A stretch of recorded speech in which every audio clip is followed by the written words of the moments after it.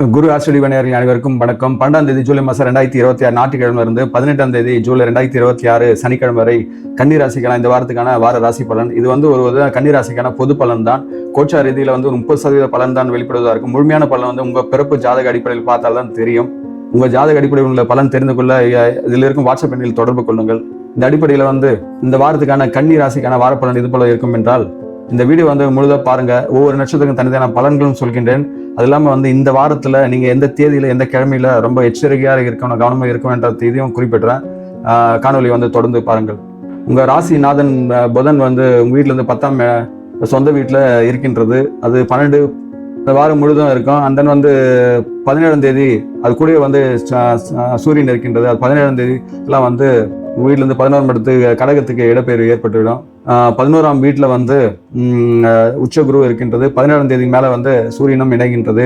உங்கள் வீட்டிலேருந்து 12ஆம் இடத்துல சிம்மத்தில் கேதுவுடன் சுக்கிரனும் இருக்கின்றது. உங்கள் வீடு எம்டி தான். உங்கள் வீட்டிலேருந்து 6ஆம் வீட்டில் ராகு உள்ளது. அந்த 7ல் கண்டக சனியாக சனி உள்ளது. சனி பார்வையும் உங்கள் வீட்டை பார்க்கின்றது. ஜாதக அடிப்படையில் உங்களுடைய சனி நல்ல இடத்துல இருந்தது. அது பெரிதளவுக்கு பாதிப்பு இருக்காது. இருந்தும் அந்த கண்டக சனி பெரிதளவுக்கு பாதிப்பு இருக்கு. ஏன்னா குரு 9ஆம் பார்வையாக சனியை பார்ப்பதனால கண்டக சனியுடைய வீரியம் கொஞ்சம் ஓரளவு குறைக்கப்பட்டதா இருக்கும். அதான் 7ஆம் இடத்துல இருக்க அந்த இதனால திருமண தடை, கூட்டு தொழில ஏற்படுற தடை, தாமதம் இதெல்லாம் குருவுடைய பார்வையினால தீர்ப்பதா இருக்கும். ஏன்னா குருவுடைய வீட்லயே உட்காந்துட்டு இருக்கு. குரு சொந்த வீட்டை பார்க்குது, சனியை பார்க்கறதுனால போதும் மட்டும் கண்டக சனியுடைய தாக்கம் பெரிதளவுக்கு குறைஞ்சிடும். தூரல் மழை போகும்போது நீங்க நஞ்சிட்டு போற மாதிரி நினைச்சீங்களா, அந்த தூரல் மழை உங்களுக்கு ஒரு சந்தோஷம் தானே கொடுக்கும். அதே போலதான் சந்திரன் இந்த வாரத்துல முக்கியமான வீட்டை இடப்பெயர்வு பொறுத்து தான் இந்த வாரத்துக்கான பலன் அமையதா இருக்கும். அந்த அடிப்படையில் பார்க்கும்போது ஜூலை 12ஆம் தேதி சந்திரன் உங்க வீட்டுல இருந்து 9ஆம் வீட பாக்கியஸ்தானத்துல ரிஷப ராசியில மிருகசீரிஷ நட்சத்திரத்துல அமர்கின்றது. ரிஷபத்திலேயே பார்த்தீங்கன்னா செவ்வாயும் அமர்ந்திருக்கின்றது. செவ்வாயுடைய நட்சத்திரத்துல தேய்பிரை சந்திரன் அமர்றதுனால 9ஆம் இடத்துல அமர்றதுனால தந்தையுடன் தொடர்புடைய நாளாக அன்றைய நாள் இருக்கும். ஞாயிற்றுக்கிழமை தந்தையுடன் சிறிது பயணங்கள் ஏற்படலாம். செவ்வாய் பகை வீட்டில் இருக்கிறதுனால அவங்க ஒரு விதமான ஒரு இணக்கம் சார்ந்த ஒரு விதமான புரிதல்ல ஒரு சின்ன ஒரு கோபதாபம் ஏற்படலாம். அது பெரிதளவுக்கு பாதிப்பு 9ல் இருக்கிறதுனால செவ்வாய்க்கும் சூரியனும் சுக்கிரனுக்கு ஒரு விதமான அண்டர்ஸ்டாண்டிங் தான். அதனால பெருசா அது ரெஃப்ளெக்ட் ஆகாது. இருந்தும் தேய்பிறை காலமா இருக்கிறதுனால ஒரு சின்ன சலசலப்பு சண்டை பின்ன ஒரு சமாதானம் ஏற்படுவதாக இருக்கும். தந்தையினால் அறிவுரை ஆலோசனை கிடைக்கும். அதுல ஏற்படுற உங்களுக்கு ஒரு கடுகடுப்பு இதுதான் உங்களுக்கு இதா இருக்கு. நல்ல விஷயங்களை ஏத்துக்களும் கொஞ்சம் மனசு வேணும்ல. இந்த அடிப்படையில தான் அன்றைய பொழுது இருக்கும். ஞாயிற்றுக்கிழமை அந்த நாள் ஓய்வாக சூழலை அமைத்துக் கொள்ளுங்கள். ஏன்னா சந்திரனோட செவ்வாய் சேர்றது சந்திர மங்கள யோகம் என்று சொல்லுவாங்க. அதை தாண்டி அப்பாவின் உடல்நிலையும் கொஞ்சம் கவனம் எடுத்துக்கொள்ளுங்கள். உங்களுடைய திடீர் பயணங்கள், வெளியூர் பயணங்கள்லாம் உங்களுக்கு ஒரு விதமான ஒரு திருப்பங்களை ஏற்படுத்தலாம். அதுக்கப்புறம் பார்த்தீங்கன்னா செவ்வாய் மறுநாள் 13, 14ஆம் தேதி மிதுன ராசிக்கு, உங்களுடைய இன்னொரு வீடான மிதுன ராசிக்கு இடப்பெயர்வு ஏற்படுகிறது. அதோடைய திருவாதிரை நட்சத்திரம் தான் முதல்ல போய் அமர்கின்றது. அது ராகுடைய நட்சத்திரம். உங்க வீட்டுல ராகு 6ஆம் வீட்டுல இருக்கின்றது.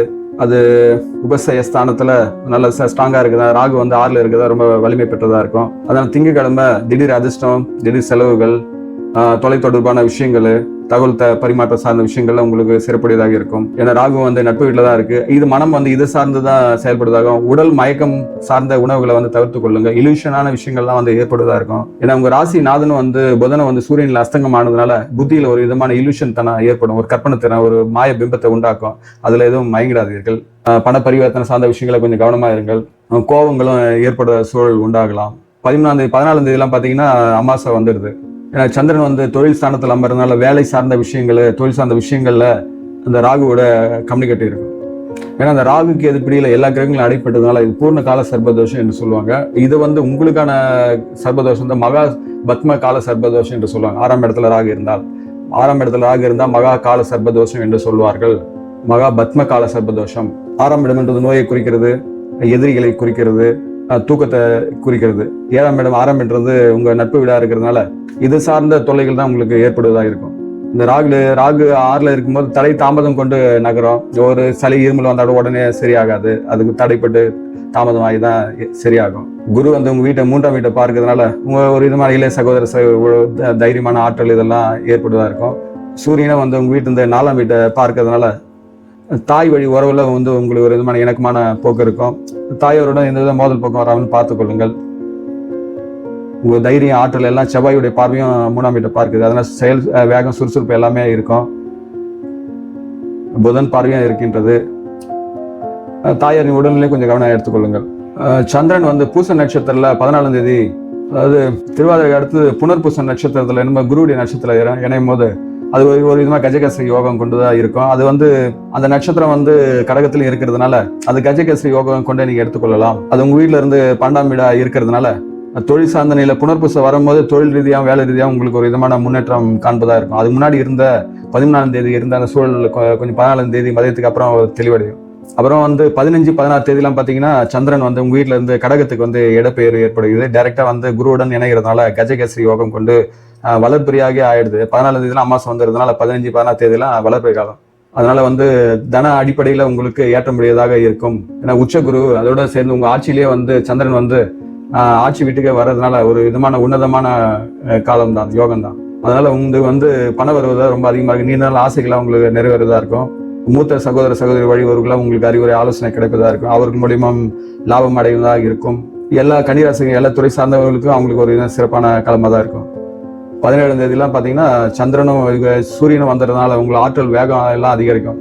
தாராள மனப்பான்மை உண்டாகும். அதுக்கப்புறம் பார்த்தீங்கன்னா ஜூலை 17, 18 தேதியில வெள்ளிக்கிழமை சனிக்கிழமை பார்த்தீங்கன்னா சந்திரன் சிம்ம ராசிக்கு இடப்பெயர் மக நட்சத்திரத்துக்கு வரும்போது கேதுவுடைய அம்ச நட்சத்திரம் அது. அதனால ஒரு ஆன்மீக தனம் ஏற்படும். ஆன்மீக பயணங்கள்லாம் தொலைதூர பயணங்கள்லாம் பக்கத்துல இருக்க கோயில்குளம் போயிட்டு வரதும் நீங்க மனம் ஈடுபடுவீங்க. தனிமையை விரும்புவீங்க.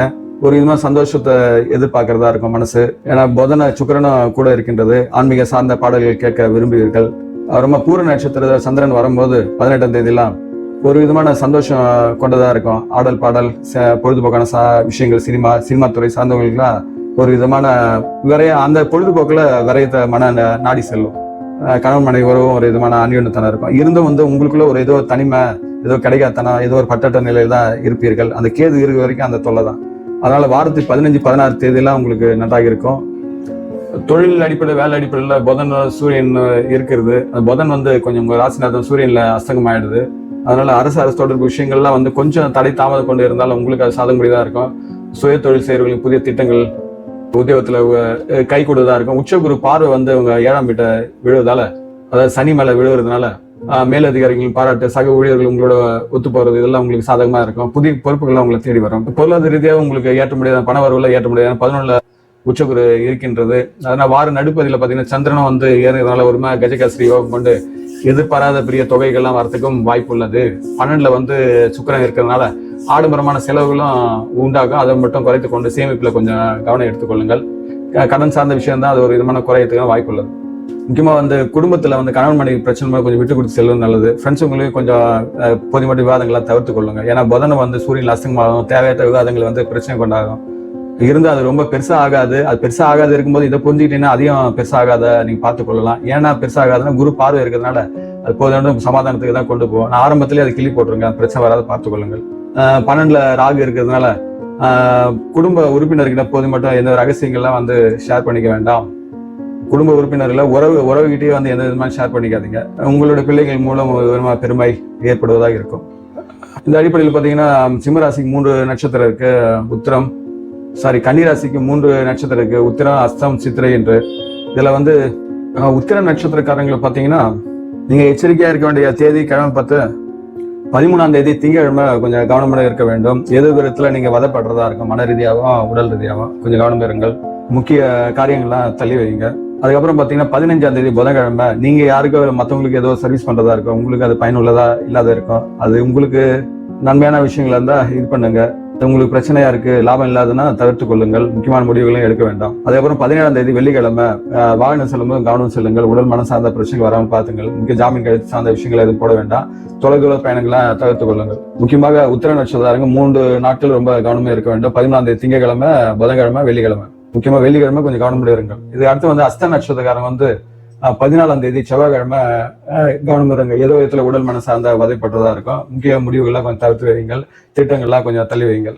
அதுக்கப்புறம் பாத்தீங்கன்னா 16ஆம் தேதி வியாழக்கிழமை நீங்க மற்றவங்களுக்கு ஏதோ விதத்துல சர்வீஸ் பண்றதா இருக்கும். அது நன்மையான இருந்தா செய்யுங்க. உங்களுக்கு பயன் இல்லாம இருந்தா அதை தவிர்த்து கொள்ளுங்கள். தேவையில்லாத அலைச்சலையும் குறைத்துக் கொள்ளுங்கள். அதுக்கப்புறம் பாத்தீங்கன்னா 18ஆம் தேதி வார இறுதி நாள் சனிக்கிழமை வந்து கவனமுடன் இருங்கள். வாகனம் செல்லும்போது கவனமும் செல்லுங்க. தொலைதூர பயணங்களை தவிர்த்துக் கொள்ளுங்கள். இந்த 3 நாட்கள் ரொம்ப எச்சரிக்கையாக, முக்கியமாக வார இறுதி நாள் சனிக்கிழமை கவனமாக இருங்கள். செவ்வாய்க்கிழமை, வியாழக்கிழமை, சனிக்கிழமை. மற்றபடி ஞாயிற்றுக்கிழமை, அதாவது செவ்வாய்க்கிழமை, வியாழக்கிழமை, சனிக்கிழமை கவனமாக இருங்க. ஞாயிற்றுக்கிழமை, திங்கக்கிழமை, புதன்கிழமை, வெள்ளிக்கிழமை இந்த நாட்கள் வந்து அஸ்த நட்சத்திரக்காரங்க நல்லா இருக்கு. அதுக்கப்புறம் பார்த்தீங்கன்னா சித்திர நட்சத்திரக்காரங்க வந்து கவனமாக இருக்க வேண்டிய நாட்கள் வந்து 12ஆம் தேதி ஞாயிற்றுக்கிழமையும், 15ஆம் தேதி புதன்கிழமையும், 17ஆம் தேதி வெள்ளிக்கிழமையும் கவனமாக இருக்கும். ஞாயிற்றுக்கிழமை, புதன்கிழமை, வெள்ளிக்கிழமை இந்த 3 நாட்கள். இந்த 3 நாட்கள் தவிர்த்து மீதி நாட்கள் உங்களுக்கு சிறப்பான நாட்கள். இந்த அடிப்படையில் வந்து இந்த வாரத்துக்கான அதிர்ஷ்ட எண்கள் பார்த்தீங்கன்னா 3, 5, 6. அதிர்ஷ்ட திசை வந்து வடக்கு, கிழக்கு. அதிர்ஷ்ட நிறம் வந்து பச்சை, அந்த லாவெண்டர். அதிர்ஷ்ட கிழமைகள் வந்து ஒவ்வொரு நட்சத்திரக்கும் சொல்லியிருக்கேன், அதை பார்த்துக்கொள்ளுங்கள். அந்த வந்து ஆன்மீக பரிகாரம் பண்ணால் கண்டக சனி தான் உங்களுக்கு கன்னிராசிக்கு இருக்கிறதுனால ஆஞ்சநேயர் வழிபாடு செய்வது நல்லது. முடிந்தால் வந்து வெற்றிலை மாலை சாத்தி வழிபடுங்கள். ராகு எது அந்த கால சர்ப்ப தோஷம் சொன்னோம் பார்த்தீங்களா, 7ல் வந்து ராகு இருக்கிறதுனால மகா கால சர்ப்ப தோஷம் என்று சொன்னதுனால பெருமாள் கோயில் சென்று தாயாருக்கு வந்து அர்ச்சனை செய்வது, ஏழை எளிய மக்களுக்கு தானம் செய்வது, அன்னதானம் செய்வது சிறப்பு. கன்னிராசிக்காரங்க தாங்கள் இந்த வாரத்தில் வாழ்வில் அனைத்து வளங்களும் பெற்று சிறப்புடன் வாழ எல்லாம் வளர்ந்த இறைசக்தியை நான் பிரார்த்திக்கின்றேன். இக்காணொலி வந்து உங்கள் ராசி கொண்ட நட்படுத்த உறவிடத்திலும் பகிர்ந்து கொள்ளுங்கள், வாட்ஸ்அப்பிலும் பகிர்ந்து கொள்ளுங்கள். இதுவரை நம் சேனலுக்கு சப்ஸ்கிரைப் செய்து கொள்ளுங்கள். தாங்களும் தங்கள் அன்பு குடும்பம் வாழ்க வளமுடன்.